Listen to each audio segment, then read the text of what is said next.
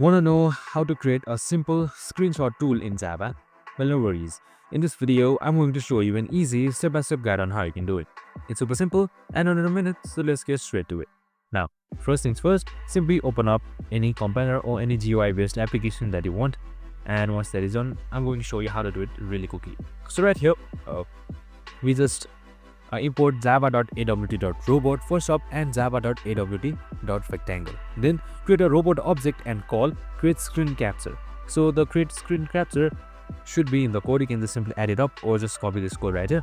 And once that is done, we finally use image.io.write. So this should be on the 11th line right here, as you can see. So the 11th line as image.io.write. So this is used to save it as PNG file. So you can even capture specific parts of the screen just by changing the rectangle size. And that's it. Super simple and easy. This is how you just build your own mini screenshot tool. I hope this video helped. If it did, make sure to like, subscribe and tune in with us for more of these videos. See you in the next one.